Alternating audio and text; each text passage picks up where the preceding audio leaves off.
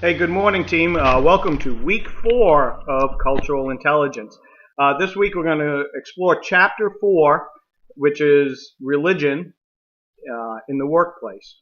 And this, of course, is a very controversial subject. And believe it or not, religion is allowed in the workplace, meaning that it cannot be imposed on others, of course. But if somebody wants to put a cross in their cubicle, or at lunch go to church on Palm Sunday or Ash Wednesday, they are allowed, right? As long as it doesn't interfere with others and interfere with the work being done. Now, that being said, let's say some hypothetical situations here, right?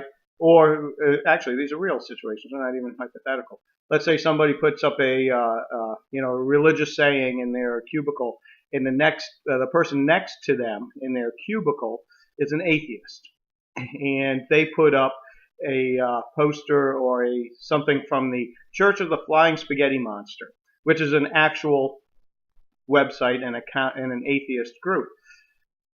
And however, it's been legally ruled in some states that it's not a religion, that Church of the Flying Spaghetti Monster, that it's actually a mockery of religion. So the person with with a crucifix finds this offensive. Well, now you as a leader and a supervisor are in that ugly situation of telling the person from the Church of the Flying Spaghetti Monster that what they are doing is offending somebody else, and they are offended probably by the Christian display. Or if you have Muslims in your workplace, do you allow a prayer room and them to go at their prayer 5 times a day? These are serious questions. When there's a call to prayer for Muslims, they go and face Mecca and they do their prayers. So these are serious questions that you really have to reflect on what would be allowed in your workplace and what you would find offensive and what not. Here's a situation, right? One of my coworkers shared with me, and they're up in Boston. And they have a lot of civilians working for them. Now, and it's around St. Patrick's Day, right? And a lot of people right now don't even associate St. Patrick's Day as a religious holiday. And it actually is, right? St. Patrick, and it's an Irish Catholic holiday. So, anyways, there's a large population of Irish Catholics in Boston. So one of the co-workers wore orange on St. Patrick's Day, and there was pretty much a fist fight going on in the workplace. And the supervisor had to separate all this. Now, to a lot of people that don't understand, this would seem very petty. You wore orange, so what, right? Well, when you go back through Irish Catholic culture, the orange, which was the Duke of Orange, that I believe it was the Duke of Orange. I'm not perfect here. But that was, in history, the English Protestants that started the war against the Irish Catholics. So these people found it very, very offensive. He didn't know. He didn't mean anything. But, that's a pretty awkward situation, and that comes down to religion there, and history and cultural awareness. So, let's see. What else have we got to talk about? Oh, let me share another story with you. Right? Okay, so everybody got in, and I'm sorry about the website on Gert Hofstede being down. I had no control over that, not Gert Hofstede. But I wanted to really introduce you guys to that, because so far we've been discussing and exploring overt cultural stuff, our clothing, our language, the way we eat. But those 6 dimensions are really get you into the covert cultural aspects. And what I mean is the way people think and the way people see things, right?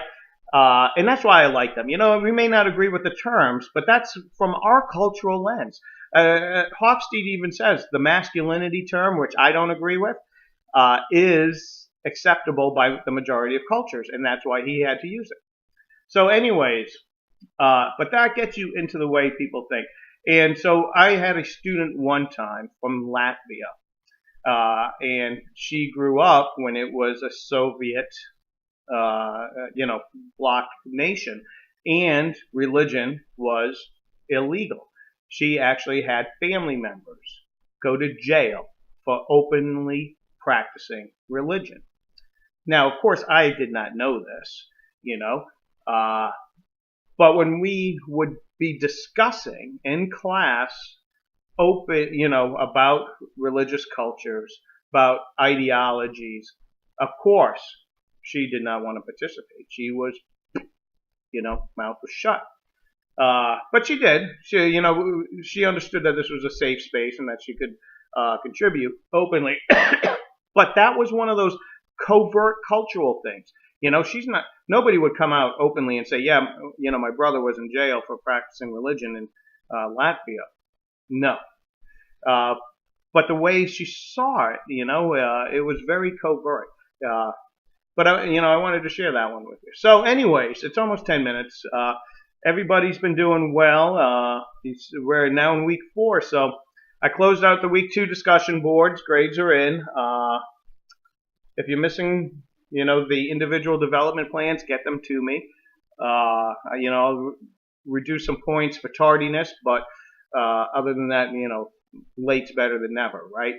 But I don't accept late discussion boards. The discussion's moving forward. I think that's fair. The final papers are due on December 7th. Yeah. So anyways, I hope everybody got out and got a chance to vote and do your civic duty there. No matter how you stood on this election, it was monumental. And look at it from a cultural standpoint. Did culture play a part in our results? And, I'm not going to talk politics, but, think about that one. Okay? So, anyways, good stuff going on so far, and that's all I got to say today. And I hope everybody got a chance to look at my Yohari window video. I think that's very important, too. Okay, talk to you guys later. Dave out.